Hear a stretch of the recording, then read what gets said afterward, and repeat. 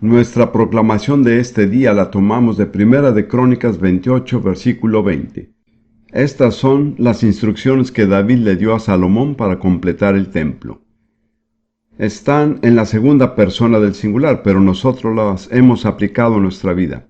Así que las confesamos en la primera persona del singular. ¿Entienden la idea? Una de las funciones de la proclamación es aplicar la palabra de Dios de manera personal. Nos animaremos y esforzaremos y manos a la obra. No temeremos ni desmayaremos, porque Jehová Dios, nuestro Dios, estará con nosotros.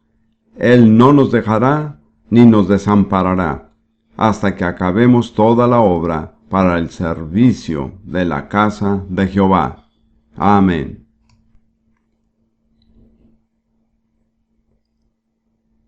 Ahora vamos a continuar con el estudio de las 6 doctrinas de fundamento que se mencionan en Hebreos 6, 1 y 2. Ya hemos hablado de las 3 primeras: arrepentimiento de obras muertas, fe en Dios y la doctrina de bautismos. Con respecto a la doctrina de bautismo, señalé que el Nuevo Testamento habla de 3 bautismos diferentes: el bautismo de Juan el Bautista, el bautismo cristiano y el bautismo en el Espíritu Santo. Ahora, en esta sesión vamos a seguir con la 4ª doctrina de fundamento, que es la imposición de manos. El título que le he puesto a este mensaje es Transmitiendo el poder de Dios. A muchos de nosotros tal vez nos sorprenda un poco ver que la imposición de manos figura entre las doctrinas de fundamento, porque en la actualidad se habla muy poco de esto en la mayoría de las congregaciones. Pero si reflexionamos, veremos que es sumamente lógico, tiene que figurar, ya que la imposición de manos, es decir, la transmisión del poder y de la autoridad de Dios, es lo que le da continuidad al cuerpo de Cristo. Hace que haya continuidad entre un ministro de más alto rango y uno subalterno, y trae continuidad entre una generación y otra. De modo que la función básica de este ministerio de la imposición de manos es hacer que haya continuidad dentro del cuerpo de Cristo. En algunas tradiciones afirman que esta continuidad se ha preservado desde la época del apóstol Pedro hasta ahora. No voy a opinar al respecto. Solo quiero señalar que el razonamiento que está detrás de esto tiene lógica. Necesitamos una manera de continuar de generación en generación, de ministerio en ministerio, y para este fin las Escrituras nos ofrecen esta ordenanza de la imposición de manos. Es interesante, la encontramos en el primer libro de la Biblia, y en realidad se extiende desde allí a través de toda la historia del pueblo de Dios. Es un elemento indispensable en la historia del pueblo de Dios.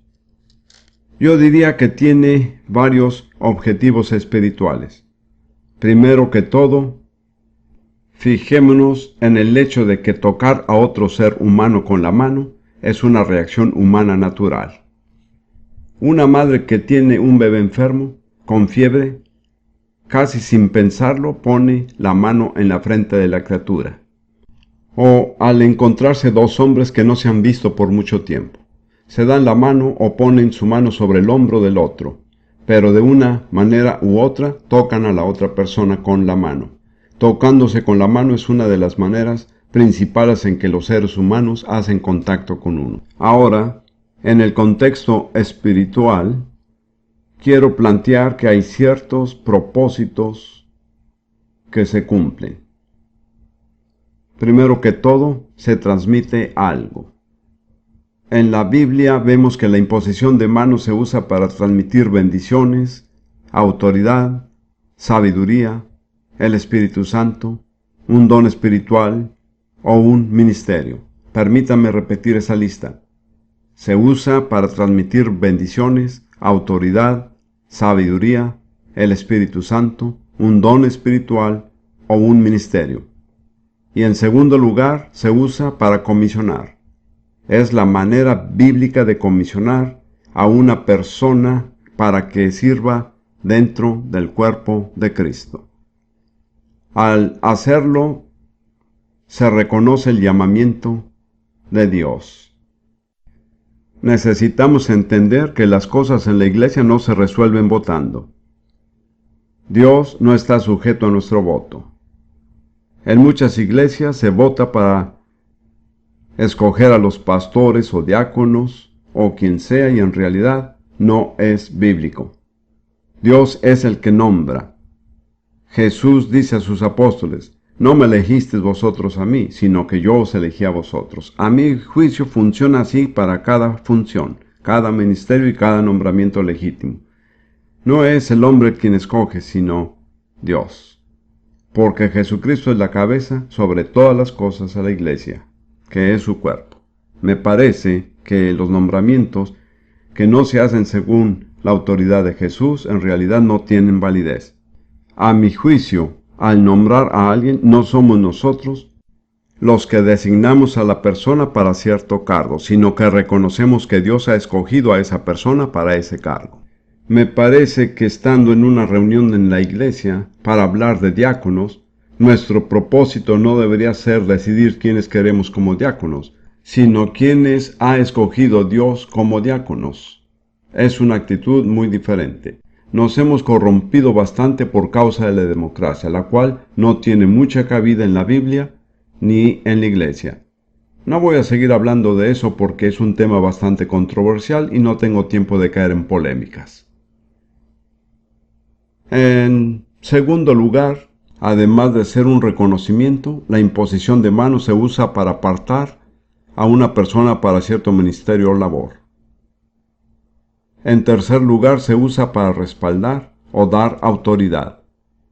Y en cuarto lugar, se usa para equipar, es decir, transmitir el don espiritual, la autoridad espiritual o cualquier otra cosa que la persona necesite para llevar a cabo la tarea que Dios le ha encomendado. Permítame repetir esta lista porque es importante. La imposición de manos se usa para comisionar a las personas, en el sentido de reconocer quién Dios ha escogido, no de decidir uno a quién se le debe dar el cargo. Se usa para apartar a una persona para una cierta tarea o un cierto ministerio, y también para respaldar a la persona transmitiéndole autoridad. Además, se usa para equiparlo, proveyéndole toda la autoridad espiritual y todos los dones que necesitará. Miremos ahora algunos ejemplos, primeramente del Antiguo Testamento. Busquemos en Génesis 48 y leamos desde el versículo 8 hasta el versículo 19, que es un pasaje muy interesante. En este pasaje, José trae a sus dos hijos a su padre Jacob, que también se llama Israel, para que Jacob bendiga a sus nietos. Y permítame decir que después de la bendición de Dios, la bendición más deseable es la de un padre o de un abuelo. Quiero decirles a todos ustedes, especialmente a los jóvenes, que si es posible, obtengan la bendición de su padre sobre cualquier cosa. Es sumamente importante. La única bendición que vale más es la bendición de Dios. Verán que en la Biblia se le daba una gran importancia a la bendición del Padre. Pues aquí estamos. En el versículo 8, y vio Israel, es decir, Jacob, los hijos de José, y dijo: ¿quiénes son estos? Y respondió José a su padre: son mis hijos, que Dios me ha dado aquí, es decir, Egipto. Y él dijo: acércalos ahora a mí, y los bendeciré.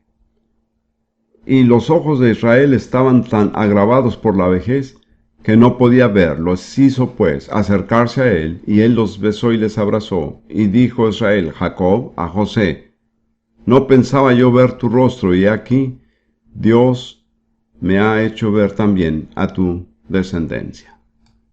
Si hay una cosa que me conmueve profundamente, es la fidelidad de Dios. No es por el dolor ni tristeza, pero cada vez que pienso en la fidelidad de Dios, se me salen las lágrimas.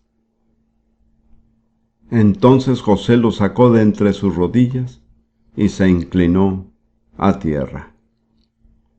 Fíjense el respeto que las personas en la Biblia mostraban hacia los padres y las personas mayores.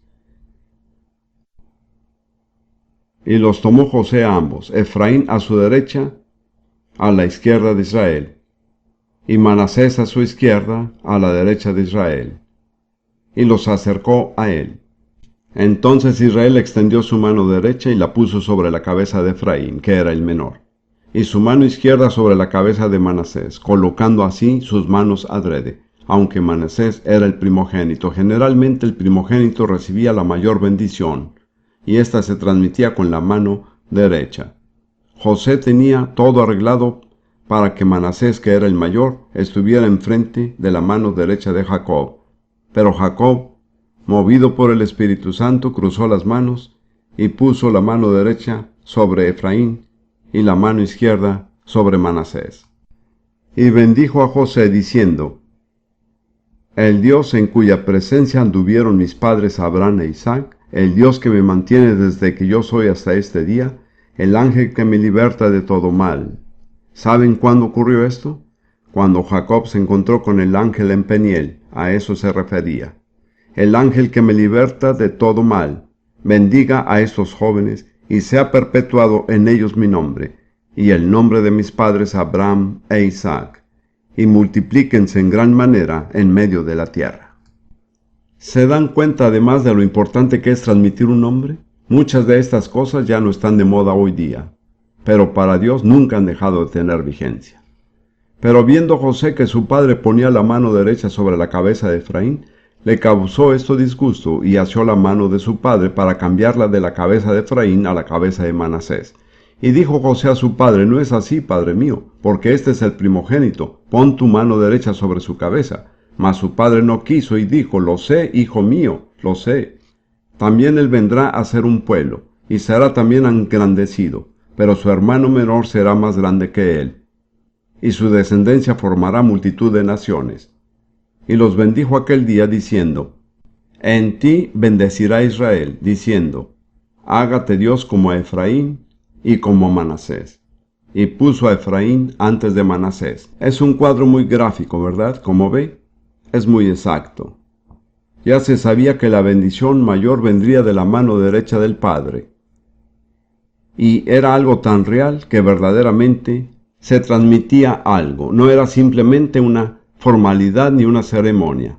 Era un acontecimiento vital en la vida de dos jóvenes, Efraín y Manasés. En realidad determinó su destino de ahí en adelante.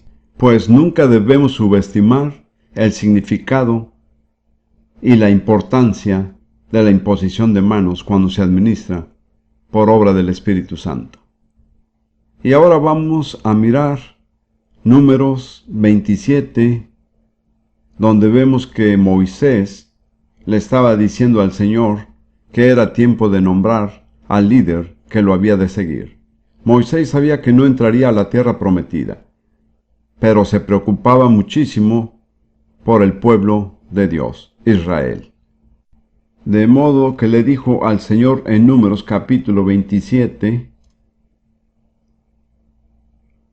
versículo 15. Entonces respondió Moisés a Jehová diciendo: Ponga Jehová, Dios de los espíritus de toda carne, un varón sobre la congregación. Me parece eso importante. Él es el Dios de los espíritus de toda carne. Es el Dios que conoce el espíritu de cada persona. Él ve lo más profundo del carácter humano. Ponga Jehová, Dios de los espíritus de toda carne, un varón sobre la congregación, que salga delante de ellos y que entre delante de ellos, que los saque y que los introduzca, para que la congregación de Jehová no sea como ovejas sin pastor. Y toda la Biblia nos dice, desde el principio hasta el fin, que las ovejas sin pastor serán esparcidas y se convertirán en presa. Es un mensaje que se encuentra en toda la Biblia. Permítame decir que, salvo en circunstancias muy excepcionales, cada uno de ustedes debería tener un pastor humano que cuide de su alma con mucho cuidado. Es sumamente importante. Regresaremos a eso dentro de poco al estudiar otros temas. En fin, ¿cómo respondió el Señor?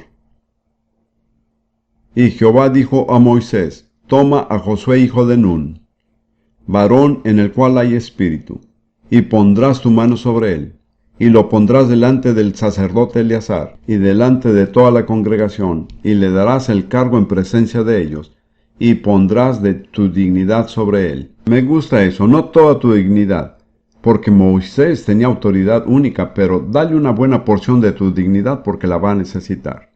Y pondrás de tu dignidad sobre él, para que toda la congregación de los hijos de Israel le obedezca. Él se pondrá delante del sacerdote Eleazar, y le consultará por el juicio del Urim delante de Jehová. Por el dicho de él, de Josué saldrán, y por el dicho de él entrarán, él y todos los hijos de Israel con él, y toda la congregación. Y Moisés hizo como Jehová le había mandado, pues tomó a Josué y lo puso delante del sacerdote Eleazar y de toda la congregación, y puso sobre él sus manos, y le dio el cargo, como Jehová había mandado por mano de Moisés, pues toda la congregación tenía que ser testigo de que la autoridad de Moisés, a quien había seguido por 40 años, se transmitía a su sucesor. Fue un acontecimiento crucial para el bienestar de todo el pueblo de Dios. Además, no fue solo una ceremonia. Algo muy real sucedió a Josué. En Deuteronomio versículo 34 vemos el siguiente comentario que es interesante. Deuteronomio 34, versículo 9. Y dice: y Josué, hijo de Nun, fue lleno del espíritu de sabiduría, porque Moisés había puesto sus manos sobre él. Entonces, ¿se dan cuenta de lo que recibió mediante la imposición de manos? Recibió el espíritu de sabiduría. No fue simplemente una formalidad, ni una ceremonia. Fue una verdadera transacción. Sigamos ahora con otro ejemplo del Antiguo Testamento. En Segunda de Reyes, capítulo 13, es la escena final del ministerio de Eliseo. Sin embargo, en realidad no fue la escena final, porque como recordarán, Eliseo murió y fue sepultado, y luego una banda de merodeadores vino a invadir a Israel, y los que estaban sepultando a otro hombre tuvieron que arrojar el cadáver en el sepulcro de Eliseo y huir. Al tocar los huesos de Eliseo, el muerto revivió. ¡Qué increíble! ¡Qué maravilloso que el poder de Dios se pueda transmitir de tantas maneras! Bien, vamos a seguir. Leamos Segunda de Reyes 13:14. Estaba Eliseo enfermo de la enfermedad de que murió. Eso es tan... ¿qué diría yo? No es lo que nos imaginaríamos. Murió de una enfermedad y sus huesos estaban tan impregnados del poder de Dios que cuando un muerto llegó a tocarlos revivió. Eso no puede explicar. Hay algunas cosas que no se pueden explicar. Permítanme contarles algo que pasó. Estoy tan cansado de que la gente siempre quiera darle una explicación a todo lo que hace Dios. En Sudáfrica hace unos años, Rudy y yo estábamos ministrando en una iglesia y el pastor asociado, un hombre joven, había estado jugando squash. Se había caído, fracturado el brazo en 4 lugares. Vino para que oráramos por él y yo dije: sé que esto suena extraño, pero voy a ver sus piernas porque eso es lo que Dios me ha dicho que haga. Si sus piernas no tienen el mismo largo, la pierna más corta crecerá y usted será sanado. Luego dije: asegúrese de darle gracias a Dios por su sanidad. Cuando la gente tiene una verdadera necesidad, hace muchas cosas extrañas que no haría en otras ocasiones. De modo que así lo hicimos. Yo le sostuve la pierna y ésta creció. Yo sabía que Dios lo había tocado. Regresó al doctor y le hicimos una radiografía. Esto es lo que no puedo explicar. Había tenido 4 fracturas en el brazo. 3 de ellas habían sanado completamente y la cuarta todavía estaba ahí. El pastor de más alto rango me dijo: explíqueme eso. No puedo explicarlo. Pudiera decir que su fe llegaba a un 75%, pero no sería una explicación muy convincente. Estoy tan cansado de que la gente quiera saber y poder explicar todo lo que hace Dios. Hay muchas cosas que hace Dios que no puedo explicar. No me preocupa, en lo absoluto, dejárselas a Él. Pero en fin, sigamos con la historia. Y descendió a él Joás, rey de Israel, y llorando delante de él dijo: Padre mío, carro de Israel y su gente de a caballo. Eso fue lo mismo que Eliseo mismo le dijo a Elías cuando éste fue arrebatado en el carro. Y aquí hay en realidad un mensaje para todos nosotros. Un hombre que verdaderamente conoce a Dios puede defender a una nación. Puede ser más fuerte que un ejército. Y Joás, que no era un rey muy piadoso, reconoció lo que Eliseo representaba para su pueblo. Y le dijo a Eliseo: toma un arco y unas saetas. Tomó él entonces un arco y unas saetas. Luego dijo Eliseo al rey de Israel: pon tu mano sobre el arco. Y puso él, el rey, su mano sobre el arco. Entonces puso Eliseo sus manos sobre las manos del rey y dijo: abre la ventana que da al oriente, que era donde se encontraba Siria, el enemigo de Israel. Y cuando él la abrió, dijo Eliseo: tira. Y tirando él, dijo Eliseo: saeta de salvación de Jehová, y saeta de salvación contra Siria. ¿Por qué herirás a los sirios en Afec hasta consumirlos? Y vemos que Joás tiró con las saetas 3 veces, y 3 veces venció a los sirios. Eliseo se enojó con él porque debió haber tirado más veces. Pero lo que quiero sacar a relucir es que lo que hizo que eso tuviera efecto fue que Eliseo puso las manos sobre las manos del rey cuando éste sostenía el arco. Una vez más, eso es algo sobrenatural, pero muestra que algo real puede suceder cuando una persona le impone las manos a otra. Ahora vayamos al Nuevo Testamento. Y quiero examinar los objetivos de la imposición de manos en el Nuevo Testamento. Primero que todo, es para impartir sanidad a los enfermos. Al comisionar a sus discípulos, Jesús dijo en Marcos 16 y los versículos que siguen: y estas señales seguirán a los que creen. Y la quinta señal era: sobre los enfermos pondrán sus manos y sanarán. En otras palabras, imponerles manos a los enfermos era una manera de ministrar la sanidad de Dios a los enfermos. En Santiago 5, versículos 14 y 15, hay otra ordenanza. Dice: ¿está alguno enfermo entre vosotros, algún creyente? Llame a los ancianos de la iglesia y oren por él, ungiéndole con aceite en el nombre del Señor. Eso es parecido. Los ancianos han de orar por él e imponer manos, pero también han de ungirlo con aceite. Y como me imagino que sabrán, el aceite siempre es un tipo del Espíritu Santo. De modo que el aceite no produce la sanidad, sino que es un símbolo de que mediante esa ceremonia el Espíritu Santo toca el cuerpo del enfermo. Ahora, quiero hacer una pregunta. ¿Cuál es la diferencia entre simplemente imponer manos e imponer manos y ungir con aceite? Quiero plantearles, y esta no es sino una regla general, que la imposición de manos sin el ungir con aceite era para personas que no eran miembros de la iglesia. Pero para los miembros de la iglesia, después de imponer manos, se ungía con aceite. También quiero señalar que el Nuevo Testamento indica que generalmente cada creyente debe formar parte de una congregación. Porque dice: ¿está alguno enfermo entre los creyentes? Que llame a los ancianos de la iglesia y que oren por él, ungiéndolo con aceite. Ahora, si una persona asiste a una iglesia el domingo por la mañana y a otra el domingo por la noche, ¿a cuáles ancianos llamará? Y si la persona no tiene ancianos a quienes llamar, ¿qué hará cuando esté enfermo? ¿Se dan cuenta? En otras palabras, el Nuevo Testamento asume que, con ciertas excepciones, el creyente será miembro de una congregación, que los líderes lo conocerán y que él reconocerá su liderazgo y tendrá acceso a su ministerio. Permítanme mencionar otra cosa. Esto no tiene que ver con nuestro tema, pero en el libro de Apocalipsis, capítulos 2 y 3, se envían 7 mensajes. Se envían a 7 iglesias. Solo a las iglesias. Si no pertenecía a una iglesia, no recibía el mensaje. Siento que Dios quiere que haga hincapié en esto. Siento que algunos de ustedes son como las cabras monteses. Se encuentran muy separadas de la manada y no tienen pastor. Es peligroso estar en esa situación. Someterse a la autoridad humana requiere humildad, pero Dios bendice a los humildes y resiste a los soberbios. Así que usted tiene que escoger. Hay excepciones, hay situaciones en que esto no se aplica.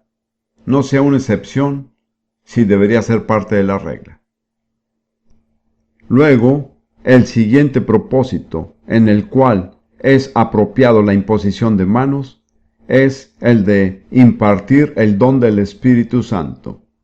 En Hechos 8 leemos, antes que nada, cómo Felipe fue a una ciudad de Samaria y predicó a Cristo, y sus palabras fueron confirmadas por milagros y señales, y todos los habitantes de la ciudad que creyeron fueron bautizados. Fueron salvos porque Jesús dijo, el que creyere y fuere bautizado será salvo.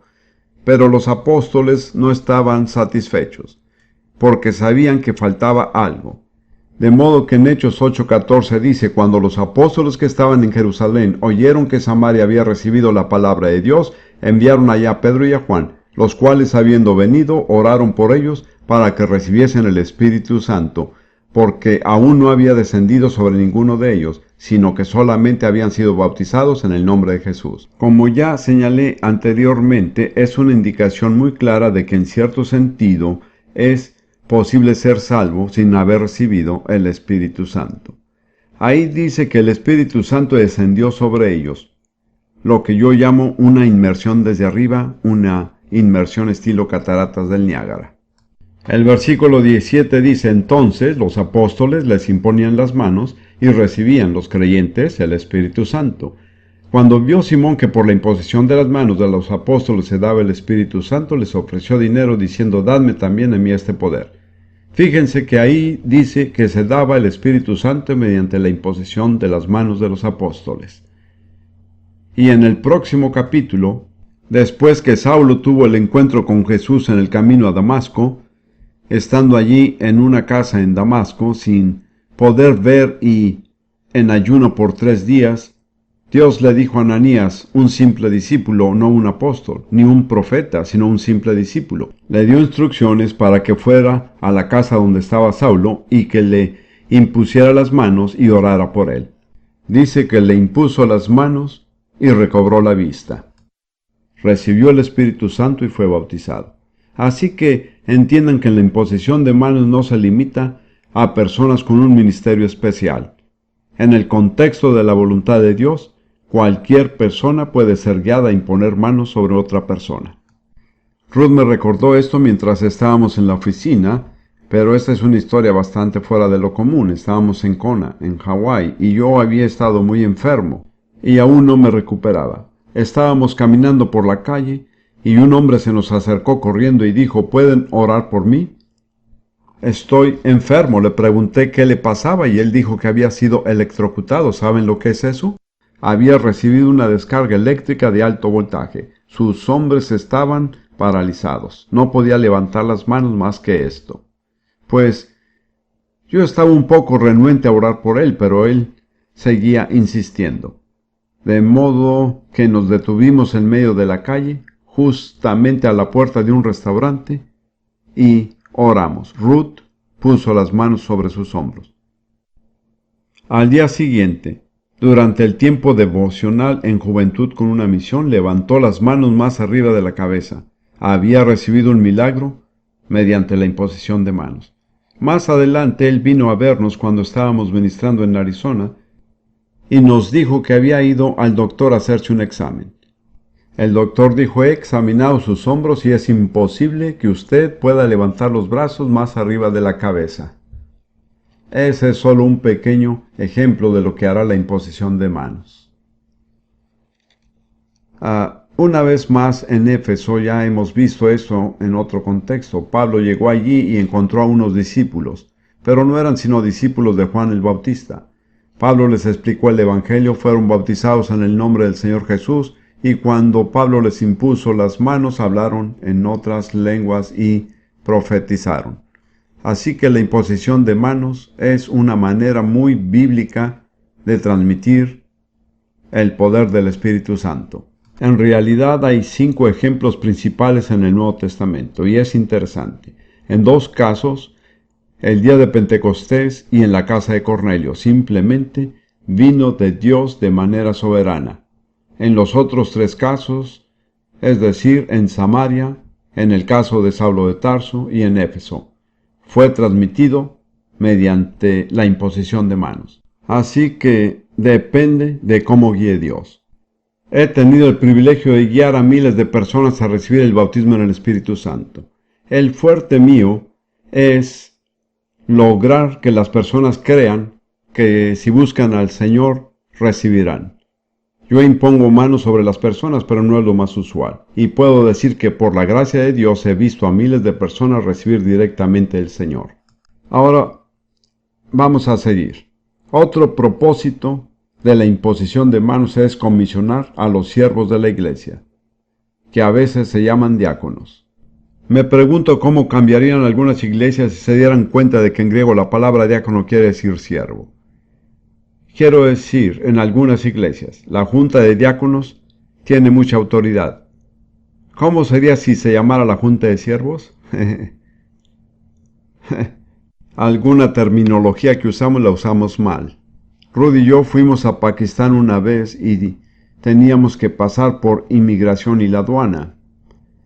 El aduanero, que era pakistaní, me preguntó qué era yo.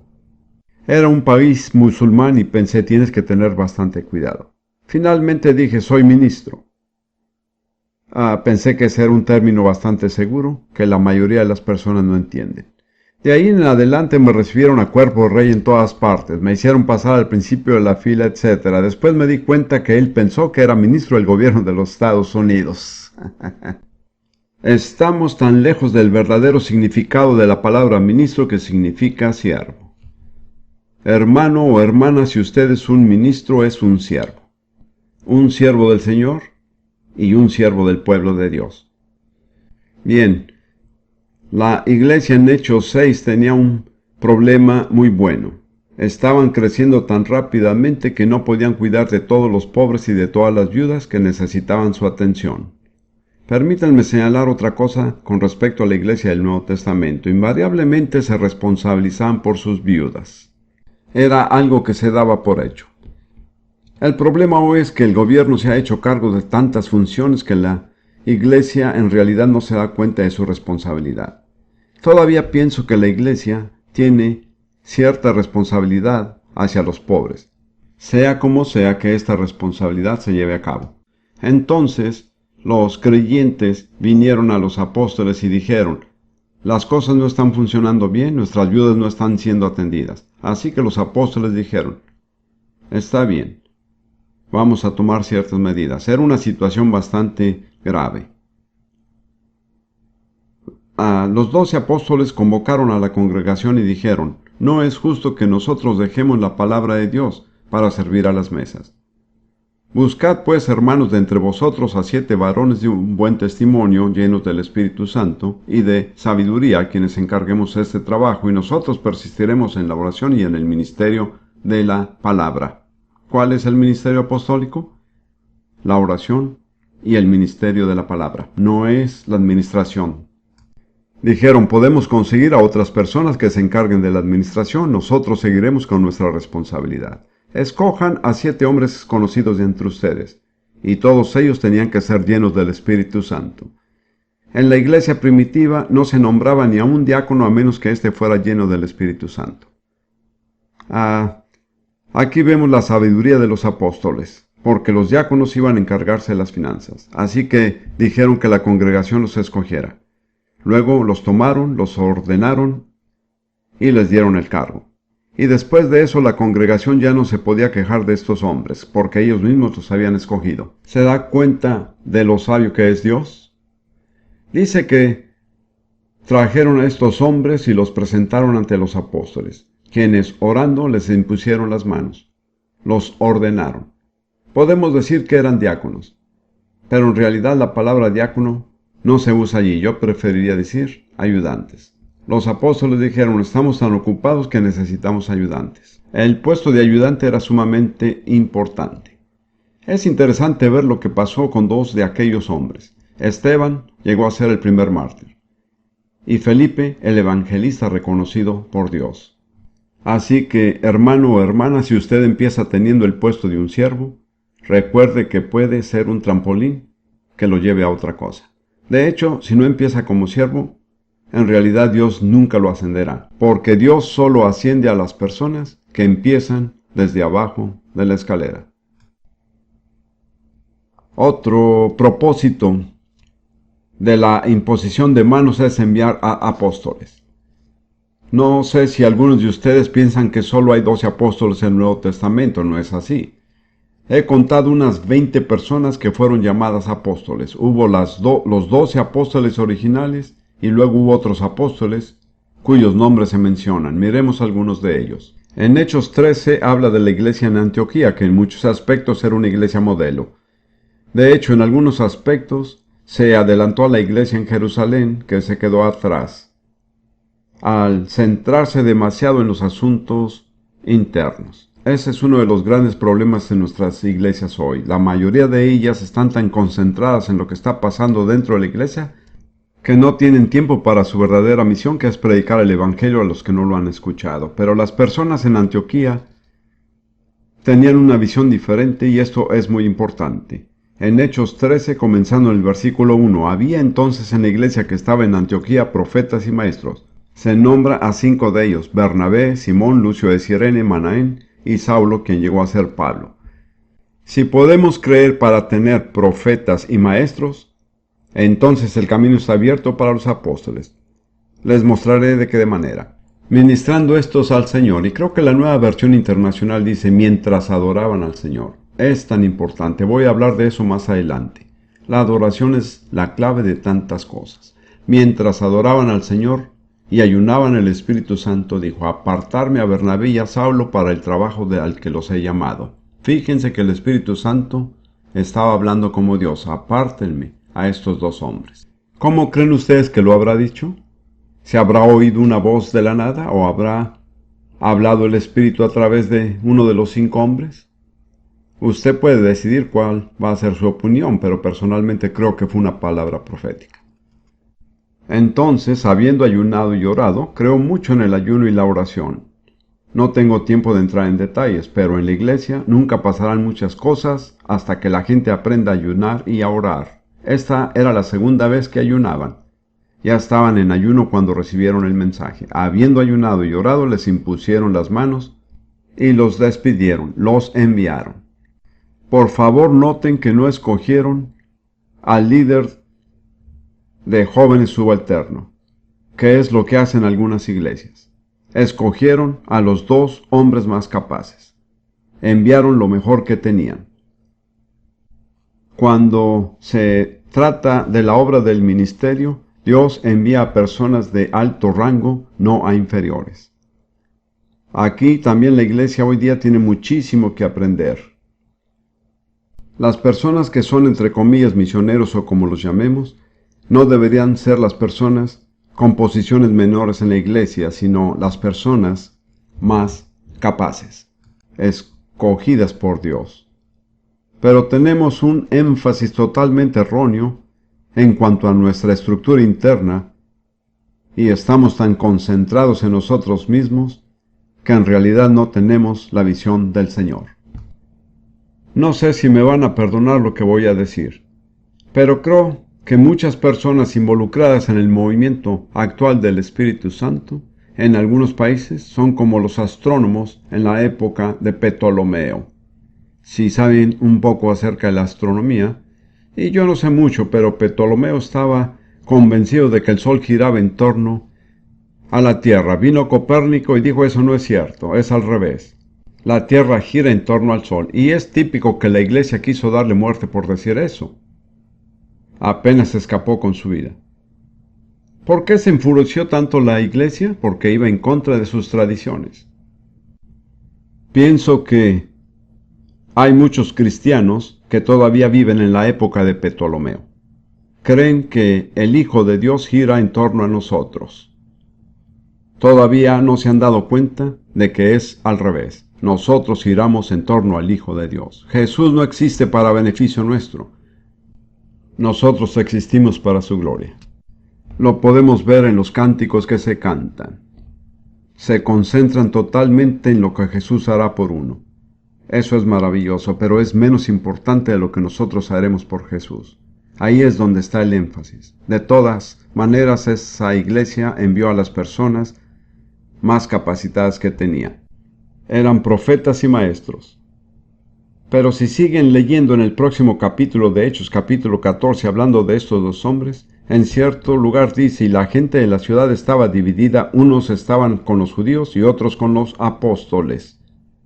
Y luego dice en el versículo 14, cuando lo oyeron los apóstoles Bernabé y Pablo, etc., habían llegado a ser apóstoles. ¿Cómo? Por el hecho de haber sido enviados por una iglesia bajo la dirección del Espíritu Santo. La palabra apóstol significa uno que es enviado. Si una persona no ha sido enviada, no es apóstol. Entonces aquí tenemos dos hombres que no figuran entre los 12 apóstoles originales, pero ahora Pablo y Bernabé se les llaman apóstoles. ¿Cómo llegaron a ser apóstoles? Por nombramiento del Espíritu Santo. ¿Cómo oyeron la voz del Espíritu Santo? Estaban orando, ayunando y adorando a Dios, y cuando el liderazgo de la iglesia hace eso, veremos surgir apóstoles. Bien, después vemos que en el Nuevo Testamento la imposición de manos también se usa para nombrar ancianos. En Hechos 14:23, el capítulo donde hemos estado leyendo, dice, y Pablo y Bernabé constituyeron ancianos en cada iglesia, de modo que inicialmente eran los apóstoles los que nombraban a los ancianos. Luego, al escribirle a Timoteo, que era su representante en la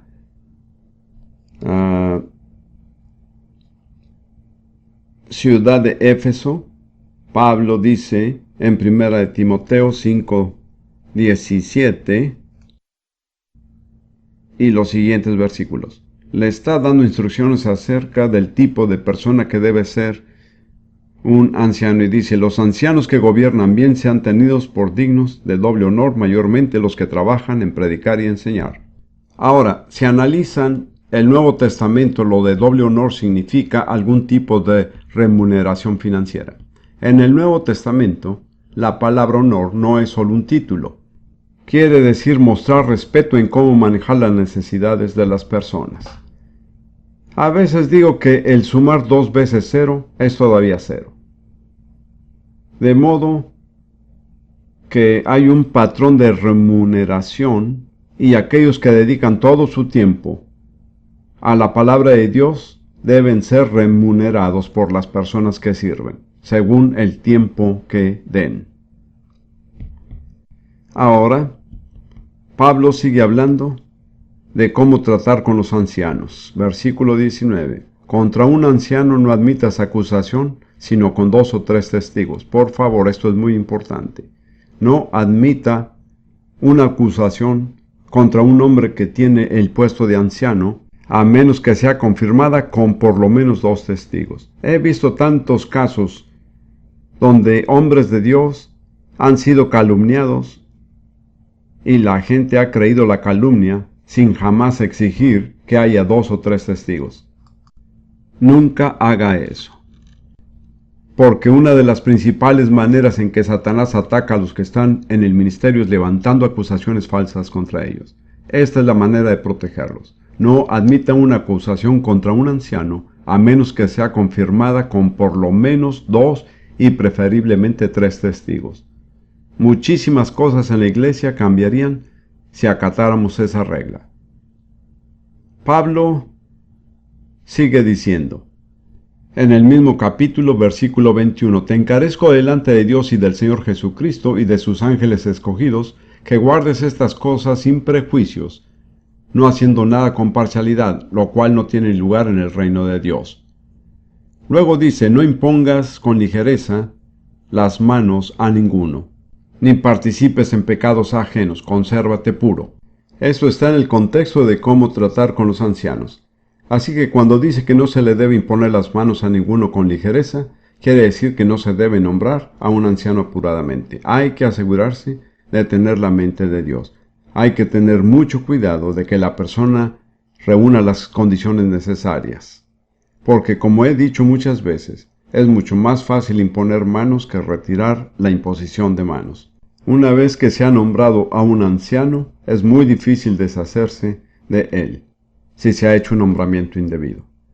Pablo le dice a Timoteo que tenga muchísimo cuidado, que no le imponga las manos a nadie para designarlo un anciano, hasta que esté absolutamente seguro de que Dios lo ha escogido. Y luego dice que no participe en pecados ajenos, porque si uno nombra como anciano a un hombre que no es digno, que tal vez se aproveche de la congregación y del pueblo de Dios, éste está participando en su pecado. Así que tenemos que tener muchísimo cuidado. Y quiero decir que nuestra iglesia, que no siempre es una iglesia modelo, pero cuando designan ancianos, créanme, se les examina rigurosamente. Quiero decir, esos hombres pasan 2 días contestando preguntas. Se toma en cuenta todo. Creo que el nombrar ancianos apresuradamente acarrea muchos problemas en la iglesia. ¿Se dan cuenta cuántas lecciones aprendemos de esto de imponer manos? No es un asunto insignificante. Entonces, ¿cuál es el propósito de la imposición de manos en todos estos casos? Ya sea para comisionar a siervos, enviar a apóstoles o designar ancianos. Era para transmitir autoridad y apartar, respaldar y equipar a una persona para que sirva. La imposición de manos también tiene otro propósito. Pablo les escribió a los cristianos romanos y dijo: quisiera venir a ustedes a impartir algún don espiritual. Pero en ese momento no fue después. En 2 de Timoteo 1:6, Pablo dice, escribiéndole a Timoteo: por lo cual te aconsejo que avives el fuego del don de Dios que está en ti por la imposición de mis manos. De modo que un don le fue impartido a Timoteo mediante la imposición de las manos de Pablo. En griego la palabra aquí es carisma, de donde nos viene la palabra carismático. Permítanme darles mi opinión personal, y no tienen que estar de acuerdo conmigo. Todavía pueden llegar al cielo, con tal de que me amen. A mi juicio, el carisma que le fue impartido ahí a Timoteo fue el apostolado, porque veremos que hay otros apóstoles. Examinemos el apostolado de Timoteo. Timoteo también fue apóstol. Tal vez no lo sabían. Se lo voy a mostrar en la Biblia. Primera Tesalonicenses 1, versículo 1. Primera Tesalonicenses 1:1. La carta fue escrita a la iglesia de los tesalonicenses por 3 personas, lo cual era normal en el Nuevo Testamento. Pablo, Silvano, o sea Silas, y Timoteo. Estos fueron los autores del libro. No solo Pablo, sino Pablo, Silas y Timoteo. Entonces, en el capítulo 2 de esta carta,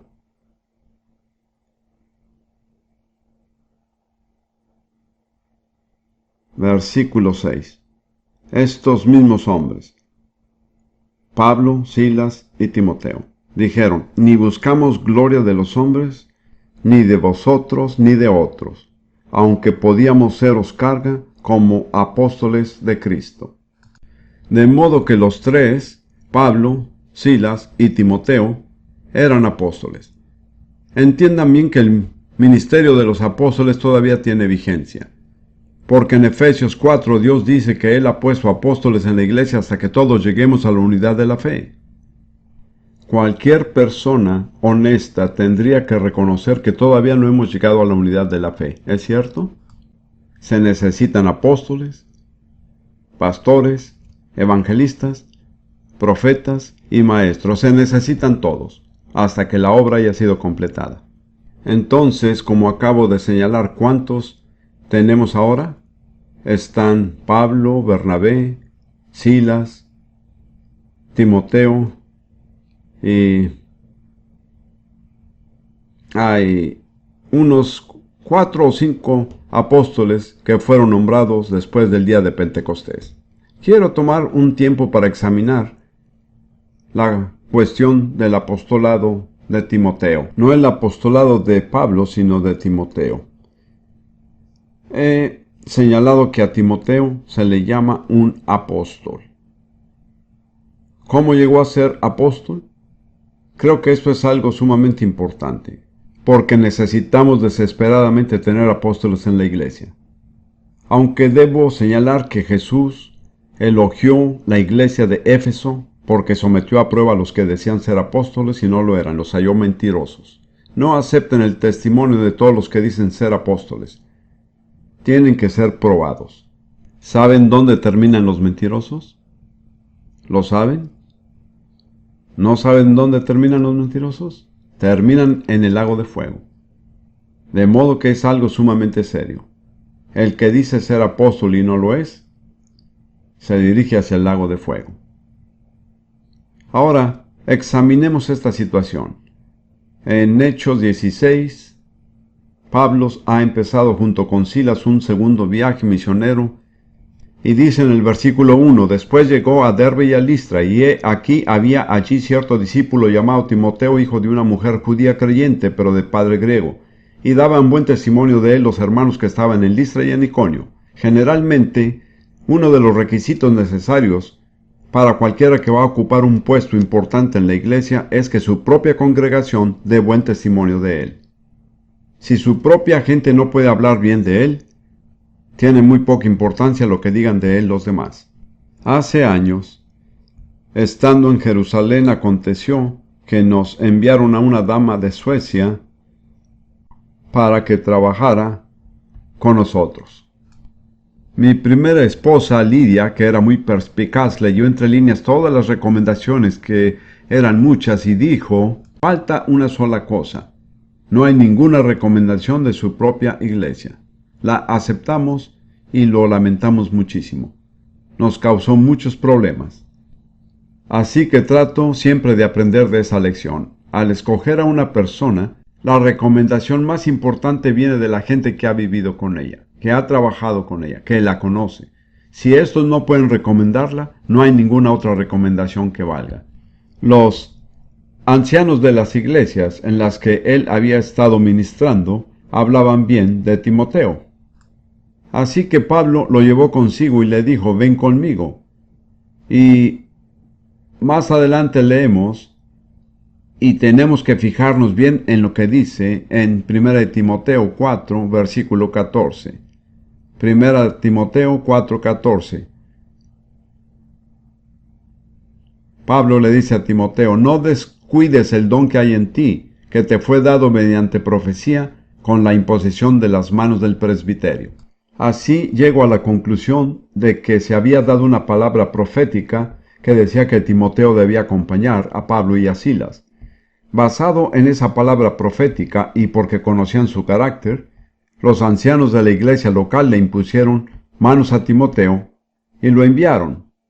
Recibió el don, el carisma de apostolado.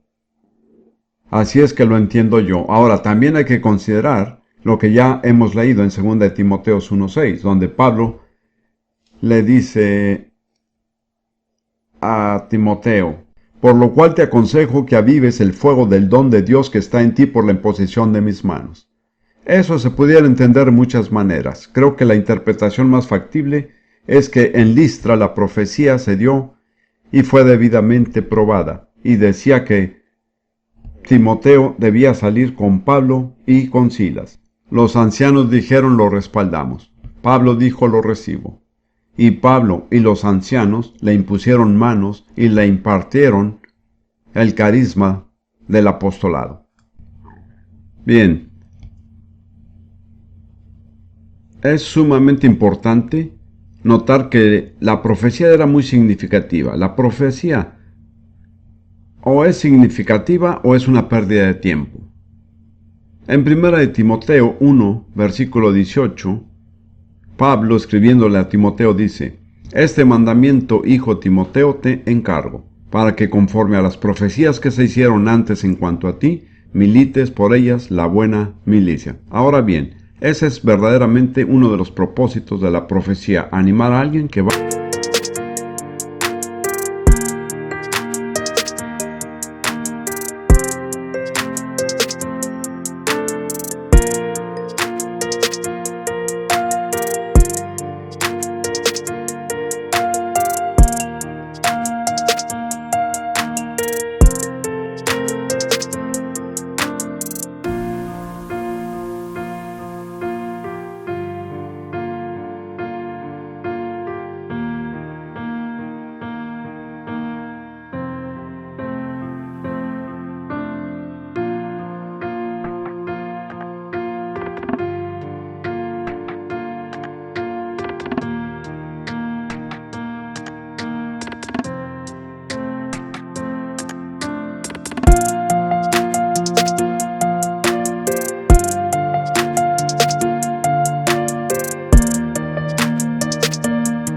a tener oposición, para que sepa que Dios verdaderamente lo ha escogido. Incluye este pequeño incidente en mi libro, La imposición de manos.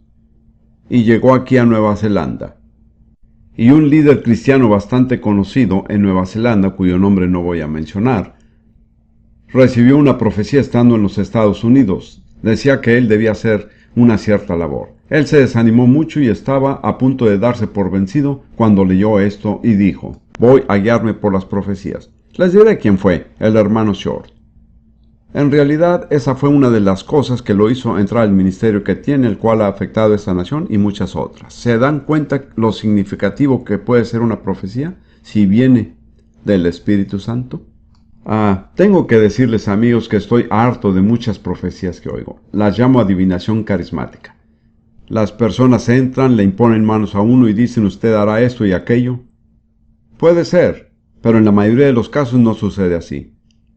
Es difícil a veces distinguir entre lo que es profecía y lo que es adivinación.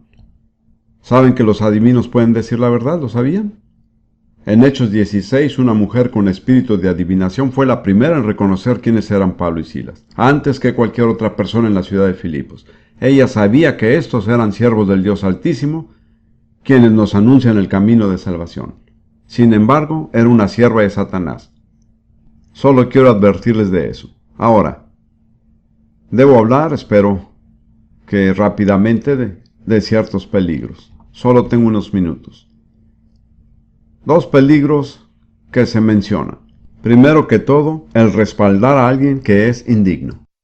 Cuando uno lo hace y surge un problema, uno es responsable en parte por el problema que causó. El segundo es lo que llamo contaminación espiritual. Uno puede imponerle manos a una persona y orar para que sea liberada de un espíritu inmundo, pero hay que saber cómo protegerse, porque puede ser que uno también reciba algo de esa persona. O bien podemos impartir el Espíritu de Dios, o bien aquel espíritu, es decir, el espíritu inmundo, puede afectarnos. Recuerdo cuando un grupo de nosotros, estando en el ejército, le impusimos manos a un hombre que estaba sufriendo de una depresión muy fuerte. En realidad, el Señor no nos dio a hacerlo, simplemente lo hicimos. ¿Saben qué pasó? A todos nos atacó la depresión. No nos habíamos protegido. Cuando imponemos las manos necesitamos estar protegidos. ¿Cómo? Con humildad y oración. Sea guiado por el Espíritu Santo. Los que son guiados por el Espíritu de Dios, estos son hijos de Dios. Protéjase con la sangre de Jesús. Sepa cómo mantenerse bajo la sangre de Jesús. Y tenga en mente que Jesús les dijo a sus discípulos: os doy potestad sobre toda fuerza del enemigo, y nada os dañará. Amén.